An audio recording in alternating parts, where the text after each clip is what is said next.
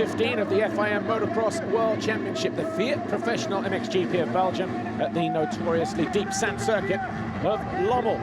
Jorge Prado crossed the Fox hole shot line for the 18th time this season, but he was closely followed by Paul Jonas. Remember, in Lockett 2 weekends ago, Prado took over the championship lead by 11 points, so all eyes were on the battle between the two KTMs. Behind them, the two Husqvarnas of Covington and Olsen. Closely behind them was number 10 of Vlaanderen, but also on the charge and looking to make an impression was Jorge, who made a move on Conrad Mewse to move into 6th, but the big talking point of the race, crashing spectacularly out of 2nd, was Paul Jonas. He remounted in 5th, bike a little bit damaged, but he was able to advance past Calvin Vlaanderen and back into 4th, but that seriously put a dent in the championship chase for him. Jorge crashed out spectacularly as well from 6th place. He eventually came home in 7th, but it was a 10th race win for Prado.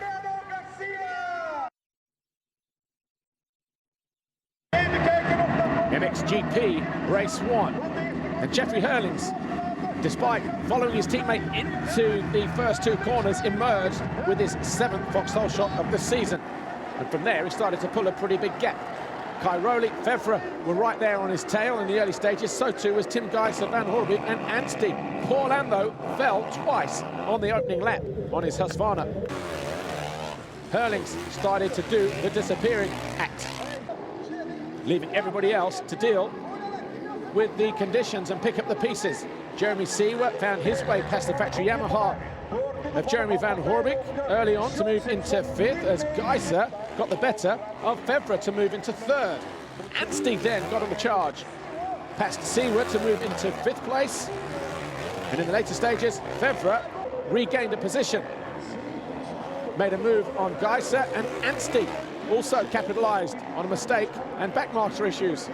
Anstie came home in 4th, Seward was 5th, but it was Jeffrey Herlings who was victorious for the 22nd time ahead of his teammate, Cairoli.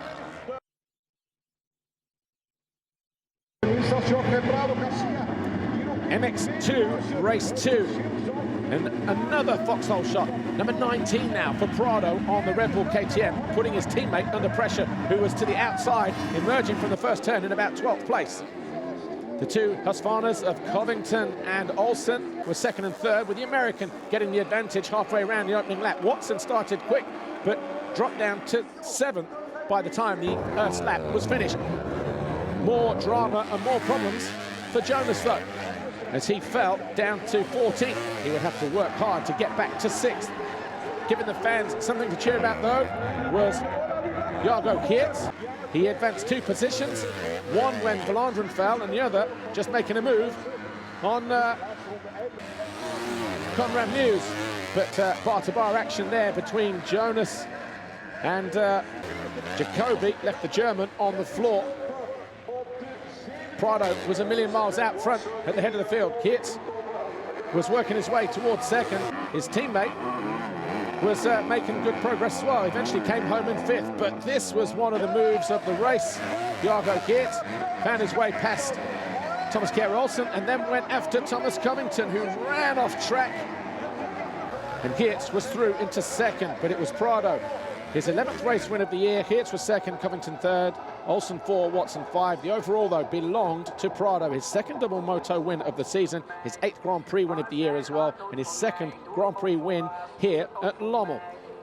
Thomas Covington 2nd overall, Kjer Olsen 3rd overall. Prado now 28 points clear of his teammate.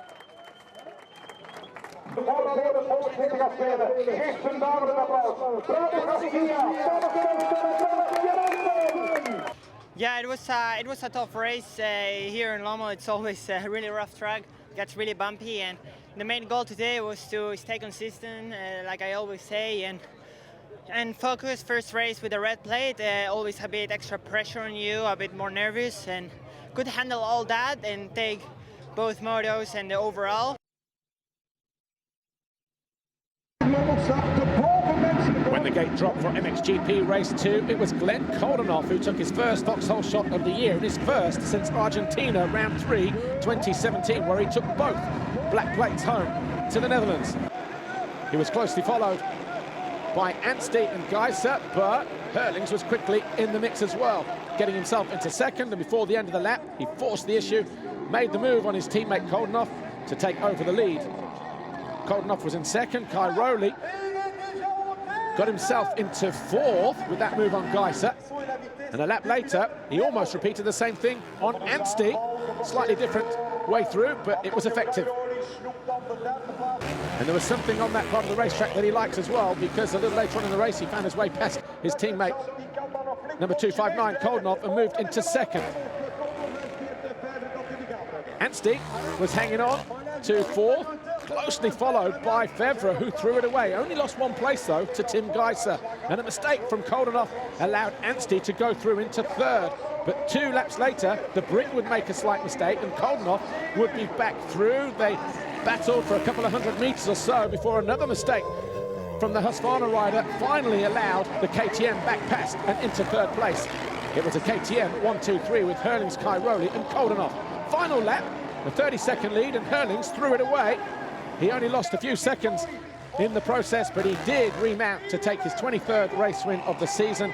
Another 1-1 score for him, his 10th of the season. Cairoli was second overall with 2 seconds. Anstie third with 2 fourths.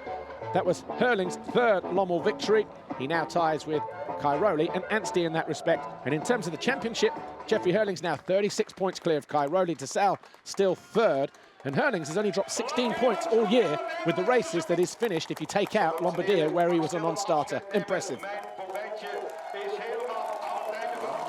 think it was a pretty dominant victory today. First moto could save some energy, but second moto went further until the last lap, and even last lap made a little crash. But you know, felt good. Want to give it up to Red Bull KTM race team. The guys did a great job, and now next week we got another weekend off, and then heading to Swiss.